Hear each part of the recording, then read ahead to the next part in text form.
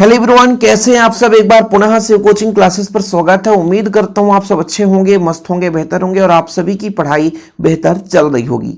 प्यारे बच्चों, English grammar में आज बात करने वाले हैं नो सूनर देन का प्रयोग। आप लोग इसे जरूर तैयार कर लेना बच्चों, एकदम सिंपल है ना, बहुत सिंपल है। यदि किसी से थोड़ा बहुत टेंस बन रहा है उससे नो सूनर देन का प्रयोग बन जाएगा। ध्यान रखिए, नो सूनर देन का प्रयोग करते समय हमें दो चीजों को ध्यान में रखना पड़ेगा। वो सेंटेंस या तो बच्चों आपका प्रेजेंट में होगा या तो पास्ट में होगा। पास्ट में होगा तो दो फार्मूला का प्रयोग करेंगे हम, जैसे नो सूनर के बाद हैड लगेगा और सब्जेक्ट के पहले हैड लगेगा। ध्यान रखिएगा, हेल्पिंग वर्ब जो भी हम प्रयोग करेंगे, जैसे हैड है, डिड है या डू डज है, बस यही अपने सिलेबस में है। तो बच्चों जो भी हेल्पिंग वर्ब होगा वो सब्जेक्ट के पहले ही हम लगाएंगे। यदि सेंटेंस में हेल्पिंग वर्ब नहीं भी है और जरूरत पड़ने पर हेल्पिंग वर्ब लगा रहे हैं तो सब्जेक्ट के पहले ही लगाएंगे। यदि हैड का प्रयोग कर रहे हैं बच्चों तो पहले सेंटेंस में वर्ब का थर्ड फॉर्म रहेगा, दूसरे सेंटेंस में वर्ब का सेकंड फॉर्म रहेगा। यदि वहां पर डिड का प्रयोग हो रहा बच्चों तो पहले सेंटेंस में वर्ब का फर्स्ट फॉर्म हो जाएगा और दूसरे में सेकंड फॉर्म हो जाएगा। अच्छा, इसमें डिड के साथ फर्स्ट फॉर्म क्यों होता है सर?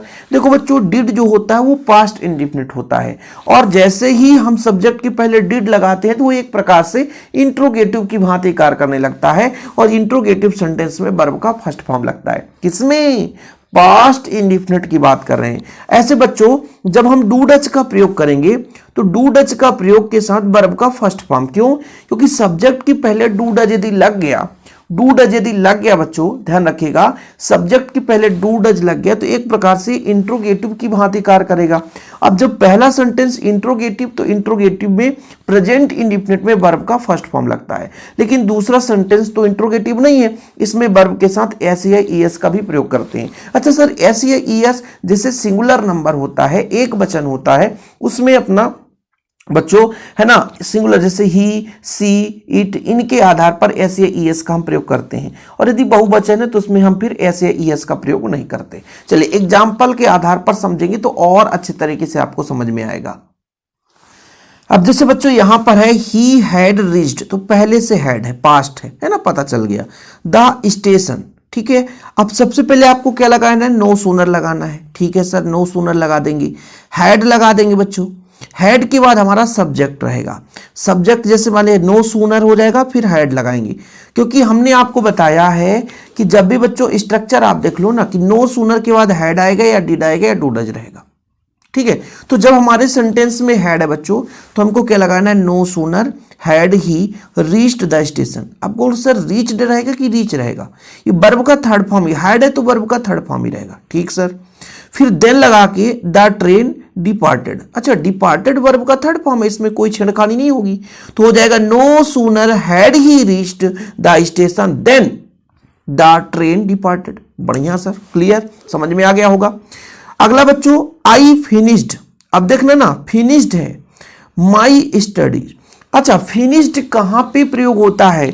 जहां पर कोई हेल्पिंग वर्ब ना हो और वर्ब का सेकेंड फॉर्म प्रयोग होता है वो आपका पास्ट इंडिफिनिट है बच्चों। क्या है? पास्ट इंडिफिनिट या सिंपल पास्ट टेंस। ठीक है, पास्ट इंडिफिनिट है। और पास्ट इंडिफिनिट में बच्चों जो साधारण वाक्य होता है अफर्मेटिव सेंटेंस होता है। अफर्मेटिव सेंटेंस, इसमें वर्ब का सेकेंड फॉर्म होता है, तो यहां पे वर्ब का सेकेंड फॉर्म है। तो जब इसको हम एक प्रकार से डू डज या डिड का प्रयोग करते हैं बच्चों तो इंट्रोगेटिव में बनता है। तो जब इंट्रोगेटिव बनाएंगे तो डिड का प्रयोग होगा, तो हो जाएगा नो सूनर डिड, फिर बच्चों सब्जेक्ट लगाएंगे। तो यहां पर लगेगा कि हैड लगाएं कि डिड लगाएं। तो जब पास्ट इंडिफिनिट में बात करते हैं तो पास्ट इंडिफिनिट में बच्चों डिड का प्रयोग होता है, इसलिए हमको डिड लगाना है। तो इसका हो जाएगा बच्चों अपना क्या हो जाएगा? नो सूनर पहले लगाएंगे, ठीक है, फिर यहां पे अपना डिड लग जाएगा, ठीक, फिर डिड के बाद आई लग जाएगा बच्चों। अब फिनिश्ड का फिनिश कर देंगे। फिनिश क्यों करेंगे सर? क्योंकि जैसे ही इंट्रोगेटिव में जाता है बच्चों तो वर्ब का फर्स्ट फॉर्म लग जाता है। वो रूल्स में भी है कि डिड के साथ वर्ब का फर्स्ट फॉर्म लग गया। मजा आया ना? फिर हो जाएगा बच्चों यहां पे माई स्टडीज हो जाएगा, है ना, फिर देन लगा करके I got a good job. ठीक है बच्चों, इसमें कोई छेड़खानी नहीं, इसमें वर्ब का अपना सेकेंड फॉर्म है, गॉट वर्ब का सेकेंड फॉर्म है तो सेकेंड फॉर्म ही रहेगा। अगला है प्रेजेंट वाला, देखना बच्चों, नो सूनर, जैसे यहां पर ही गेट्स। अब ये एस या ई एस जब भी वर्ब के साथ रहता है वो प्रेजेंट का ही है।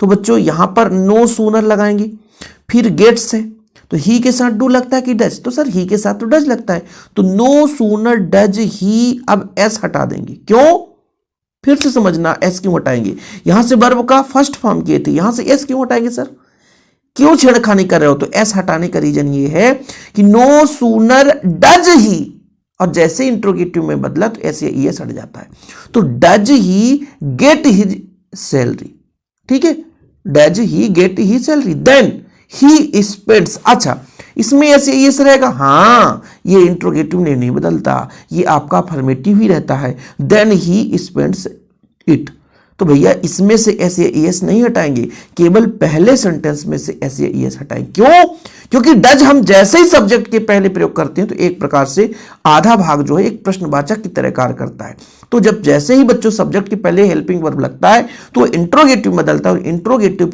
की बात करते हैं जब, तो बच्चों उसमें वर्ब का अपना फर्स्ट फॉर्म हो जाता है। समझ में आ गया, तो मैंने यहां पे लिख दिया है कि प्रेजेंट टेंस में सब्जेक्ट के आधार पर वर्ब में एस या ई एस के आधार पर प्रयोग, मतलब एस या ई एस का प्रयोग करते हैं बच्चों, यहां पर आधार लिख दिया, ये गलत है ना, एस या ई एस का प्रयोग करते हैं, देन के बाद सेंटेंस में बच्चों जो भी रहता अपने देन के बाद जो सेंटेंस है उसमें यदि प्रेजेंट टेंस है तो सब्जेक्ट के आधार पर एस या ई एस का प्रयोग करते हैं, ठीक है, एस या ई एस का प्रयोग करें, ठीक। तो ये आपका बच्चों किसका आप लोगों ने आज प्रयोग पढ़ लिया, no sooner then, no sooner then, ये आप लोगों को फार्मूला याद रखना है कि हैड है तो वर्ब का थर्ड फॉर्म रहेगा, यहां भी सेकेंड वाले में वर्ब का सेकेंड फॉर्म, जब डिड है बच्चों, डिड है जैसे ही अपना ये इंट्रोगेटिव में जाता है पास्ट इंडिफिनिट का वर्ब का फर्स्ट फॉर्म लग जाता है, इसमें सेकंड फॉर्म ही रहेगा दूसरे सेंटेंस में।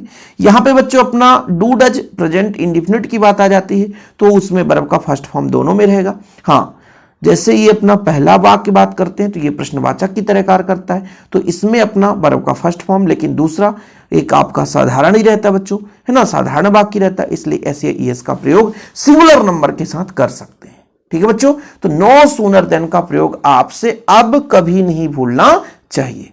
और यदि आप लोग एमपी बोर्ड से हैं और 12th का इंग्लिश का नोट्स लेना चाहते हैं बच्चों, 12th में हैं आप लोग और इंग्लिश का नोट्स लेना चाहते हैं, ठीक है, एमपी बोर्ड से हैं, तो मात्र 50 रुपए में बढ़िया नोट्स आपको दिया जाता है।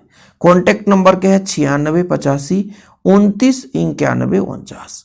बढ़िया आप लोग नोट्स लेकर के प्रॉपर तैयारी करते रहें, ओके। मात्र 50 रुपए में नोट्स आपको कहीं नहीं मिलेगा बच्चों, और बढ़िया हैंड रिटन नोट्स आपको मिल जाएंगे, ओके। जय हिंद, वंदे मातरम।